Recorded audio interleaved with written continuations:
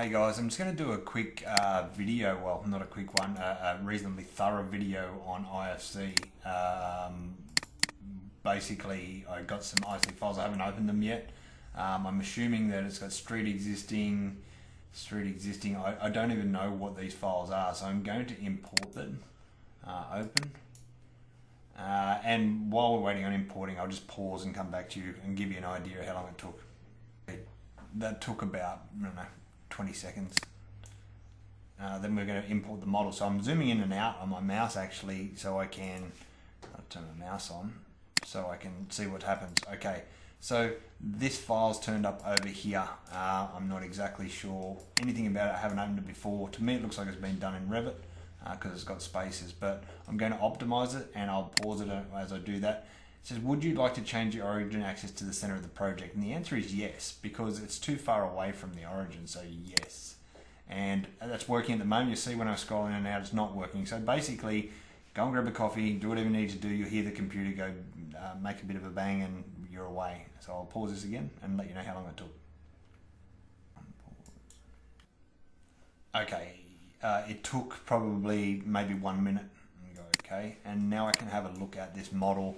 And the first thing I'm going to do is I'm going to pin my default tray. I'm going to go to my tags and I'm going to open this up and see if we can see what's in here.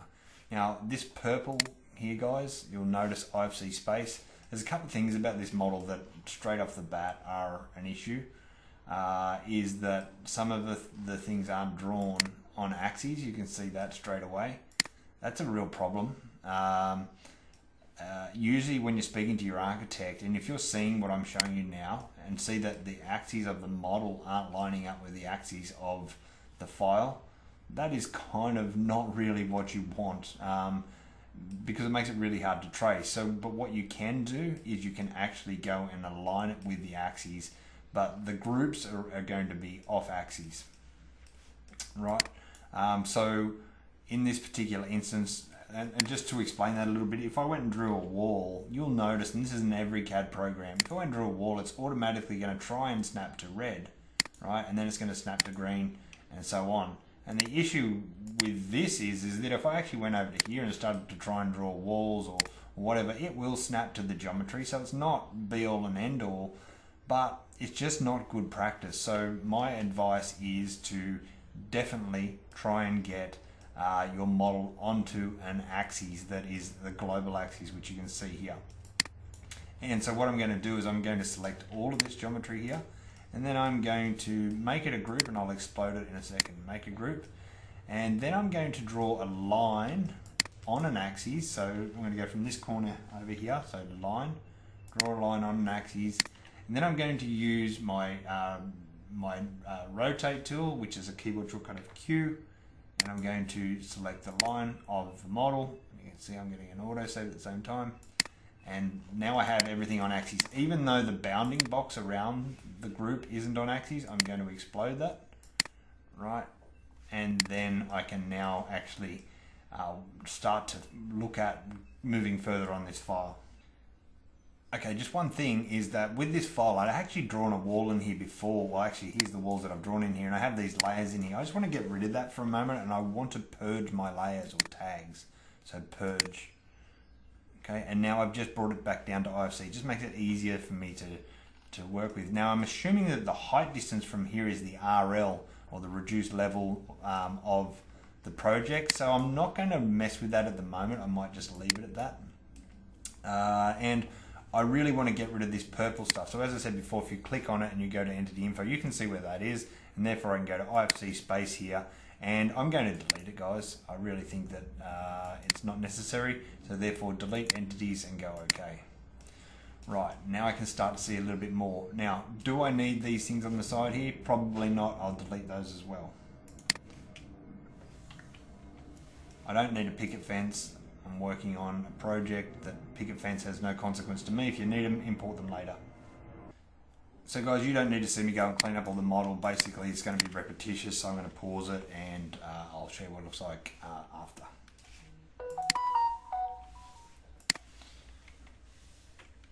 And And seeing this particular job is an attic extension, I'm just going to delete the ground as well. So just get down to the nuts and bolts of what you require. I think that's my best advice. Okay, so now we have that, and look, I've also got a whole heap of furnishing in there as well. I'm not estimating furnishing, so that's going to go as well. Turn your layers off and on according to what it is that you're trying to see. You can see I've got building element proxies, but these building element proxies will actually require some input from me, so I'm going to leave that one. But I'm going to turn my walls off at the moment and see if I can just get rid of any furniture that I don't require. So use your tags to try and make it easier to eliminate things that you don't need.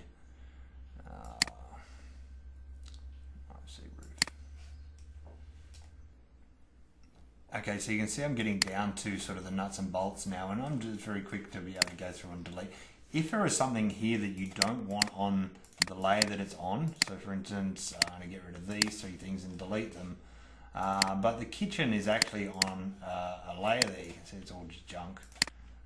This kitchen here, if it was going to be renovated or anything like that, I'd really want to change the layer. Okay, so and if all this cabinetry was going to be on anything that you're going to do, I'm not going to supply chairs, but if all this cabinetry was going to be something that you do have to do in your project, or it is going to be integral for the end result, if you go and right click it, you can go and change the tag or the layer that it's on, and you can put it on a layer that you create yourself, or you can see if there's one there that is more appropriate to what it is. And in this case I don't. Now when you're using PlusDesignBuild, if I go through and create a whole heap of scenes here, it's actually going to go through and create a whole heap of scenes and also layers. So no. Right, and then if I went to here and wrote in kitchen, you'll notice I already have a layer now, or tag created kitchen. So I'm going to go over to here, and it means that I need to go back and turn off all of my IFC layers again. But what you can do in SketchUp 2021 only, guys, is that if you go to your IFC, and I'll just type in IFC, I can create a folder for all of the IFC geometry. So I'll go plus, and it's going to be IFC geometry. That'll be fine, and enter. Right, and now what I can do is I can turn all of my IFC geometry off in one go if I choose. Right, if I get rid of this here, or and inside of here, obviously I can go right through and turn everything off except for where I was at before. So one of my element proxies, the rest of them I'm going to turn off. I think you get the idea. Right, okay. And I also can see that I actually want, this stuff here is actually on element proxy, whereas there's actually flashings and things I'm going to require for this job. So I would also change the tag of these particular items so that they're where I want them to be. Okay, so all of those items there, yes, I'm probably going to need. Being that it's a second story extension, this is probably all existing. I'm taking a guess, guys. As I said, I haven't opened this file before. And now what I'm going to do is I'm actually going to go through and change the tag to probably cappings and flashing. So being that I've created all of my Plusspec or PlusDesignBuild capping, there it is, 21. So here I'm going to change it to 21. Now, you don't have to do it this way, guys. It's just the way I'm doing this job for the first time. I haven't seen it before. I'm doing it live. It's just basically enabling me to go through and isolate geometry according to what it is I'm looking for. And I also have my kitchen. If I want to turn that back on, kitchen cabinetry. Okay, let's see all and see what we can come up with there. Turn my walls off. Right, IFC wall. Okay, there's my kitchen there. I'm going to check what layer I do have it on. I've still got it on a furnishing element. So it could also be grouped as well. So IFC furnishing element. Whichever layer you're going to change it to, basically you need to just isolate that geometry. And you can also use hide. I've got a keyboard shortcut for hide if you want to, because you can bring this geometry back really, really quickly. So if I said I just want to get rid of that's too much, top down, allow me to hide more without selecting all. And then I could go through and isolate geometry. This is just workflow, guys. getting used to finding information inside of the model is really the key to what it is that you're going to do. So, or if I wanted to isolate this, I could just go through and turn off everything but the IFC furnishing, right? All right, so moving forwards, let's go back and have a look at all, right? And basically what we need to do is ascertain what is new and what is existing. And obviously you'd have a set of plans, but there was another IFC file there. I'll have a look at that. So essentially what I'm going to do is because I've got two files, I'm actually going to create a open a new SketchUp. So basically I use my center mouse button over the SketchUp icon as it's opening a new version of SketchUp now, which is here. And as soon as that's open up, I'll go and import the second model in here. Import IFC file, and we'll go to the second one. Notice it is .ifc, that's how I can tell. Open, pause that. Okay, just about import, close. I notice I'm scrolling in and out. I can't see it yet. It hasn't loaded yet. It's still loading, so don't get all clicky on it. I'm going to do the same thing again, but it appears to me is there, even though the architects tried to help by putting two different models, an existing and a proposed in there, that I've actually got the same model. So that's kind of useless to me. However, if you actually went to the architect and actually got them to change the IFC classification of the proposed, it would then enable us to look at existing and proposed. So guys, there's no value to me, that one, but it's nice that the architect had a crack at that one. Alright, so I'm going to say no, don't need it. I'm going to go back to here. So therefore I really would, and obviously if the architect's drawn up a set of plans, he's going to actually have proposed and existing on there, and therefore you would go through and essentially look at what is proposed and what is existing. And in that case, you might actually basically go and lock everything. So everything that you don't want to demolish. So for instance, if you didn't want to demolish this lower part of the house here, right, obviously be careful of what you're selecting, and I've kind of gone very, very quickly with that. But if I wanted to double check what I did, I'll go hide. Okay, I hid all of that. Is all of this new, yes or no? Now you can only answer these questions yourself. So I'm going to go back and go Control Z. I'm going to do that again. But what I'm going to do is I'm actually going to lock these components, and therefore everything that's locked is red and everything that's blue is new, and then I can start to work on these items. You can also see that there's a couple of walls that are protruding through there, and that's sort of common to see a lot of the time. So you know, obviously the wall's going to be down at the right height, so that's how you would create it. But I'm just going to quickly run through how we could go about utilizing this geometry. So basically, if I went to my locked geometry here, no good. So anything that's blue is going to be required to be done. However, the fact that it's inside of that bounding box that isn't, you know, on an axis correctly, I don't really like that. So what I would do is I would actually go through and select everything that's blue. Now anything that's locked won't move. So if I move this, right, nothing that was red came across with it because it's locked. And then I can actually get down and dirty a little bit with this, with what's going on here. Okay, so, and you know what, I think because this is off axis, I really would feel more comfortable actually exploding the geometry so that I can get it back on axis. So you'll notice I exploded that there. Now if I went triple click, right click, make group, now I'm back on axis, right?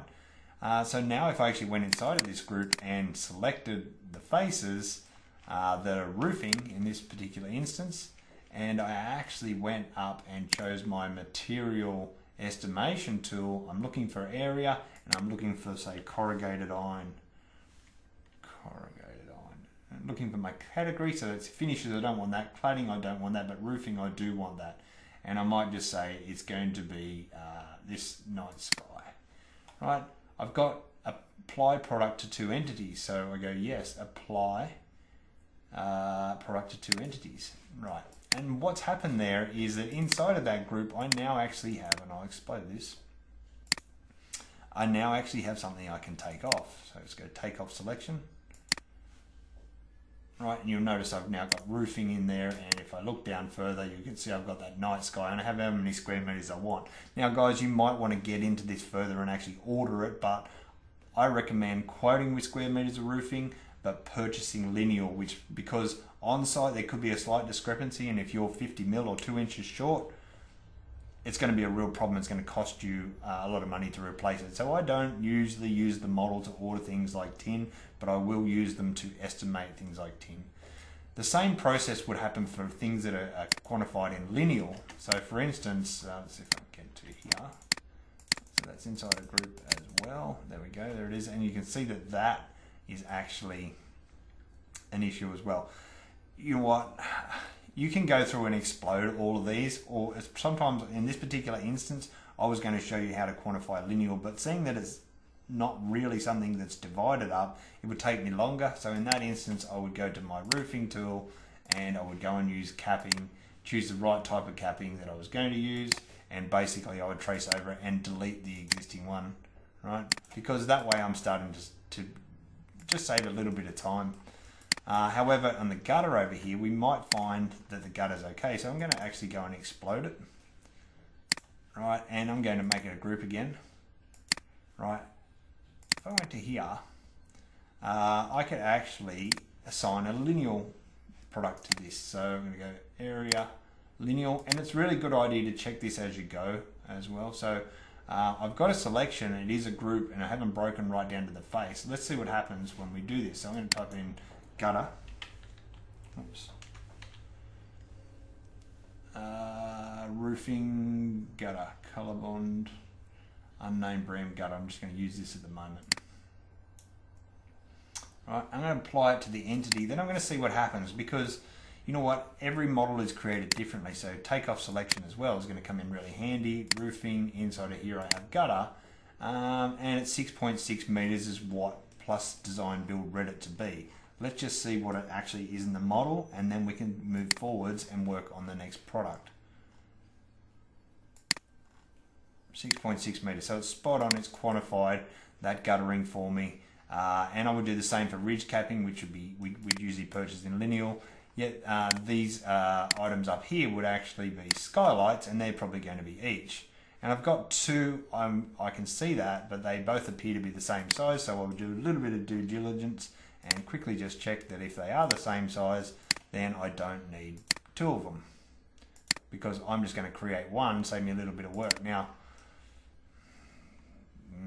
you would assume they're the same size. I'm going to pretend they were, and the reason being is that if I select this geometry here, I'm going to go explode, explode it, then I'm going to go triple click it and go right click. I'm going to make it a BIM component, and I might call it a skylight or whatever it is. Getting an auto save where you see that skylight, and it's 1200 by, I didn't measure the other side, but let's say 600. You might want to put it in, so I'm going to say 12 by 6. Right, so I've got an item name. I can put in a brand, it might be Velux. And I can also associate where I want it to be, or where I want it to turn up, so I could actually go through and add that to my roof, so it turns up in that category when I take it off. And I could also put in a price if I wanted to. We might say that this Skylux skylight is going to be $560. And if you had more information about it, now's the time to add it, you know, location notes or anything like that. I'm just going to go submit, and I'm going to delete this one because I don't need two of the same. And when I move and control this one here, I still have two 1200 skylights, but now I have them quantified without having to do it twice, because it's just replication. Right, so if I go take off selection, and just quickly I'll select both of these and go right click take off selection, I now have IFC components inside of my roof, and you can see that I have two Veluxes at the price that I've given them. If you do want to add recipes like flashing, so for instance a recipe would be, for a Velux, is going to be special flashings around the outside, and you might just want to have it as allowance or a sundry item, and you can just type it in down here, or you could add an extra item, right? And I might say in here I need 2 times Velux flashings for corrugated iron roof. roof, right? And I can link them, link the items just in case we put more in, and I could also get a price. Now they're quite expensive, these things, so let's type in $500 on it, and I need one set of flashings for every, one set of flashings for every one VLUX. And you'll notice here I have two, so if I link the item, I'm now going to get two. Save the changes. Every time I put this VLUX in, so I could go and save it for next time, it's always going to allow for flashings. You might also want to allow for labour and same thing, so you can go in and add labour and everything else that's, you know, required to do that, and then that way you're going to get a good build up of cost without having to go and redraw geometry that's already been done. The benefit of BIM or an IFC is that there's no point in redrawing geometry if it's already there. It's all about saving time, it's about being more efficient. So hopefully guys, this helps you out. It's just another IFC example, and obviously whether you're going to do lineal, square, cubic or anything like that, you'll be able to quantify a model without spending a whole heap of time redrawing, and that is a benefit for us as builders. If you just want one last thing, if you want, once you start to go through and estimate as you go, I'm going to close all this down here. There was one last thing that I really should have shown you. Let's just get rid of this. I'm going to go back to my takeoff here, is that you'll notice I have apply estimation to IFC components. If I click that, what it's essentially going to do is it's going to go through and read all of the IFC components inside of this model. There's one issue and a mistake that I have made, and I've only just realized it, is that because I copied this geometry, it's actually quantified it if it wasn't locked. And you'll notice that everything I dragged across here was here as well, because I really should have locked this once I decided what the new version was, and then it wouldn't come into my estimate. So I hope that makes sense. If something's locked, it shouldn't come through to your estimate. Do check it as you go, guys, because the better you get at this, the faster you're going to get your estimates out. The faster you get your estimates out, the quicker the building can go into construction, and the quicker the client can make decisions. Alright guys, if you want more information on this, guys, follow the channel below. There are more videos coming, and we'll see if we can get you guys up and running quick, smart. Cheers.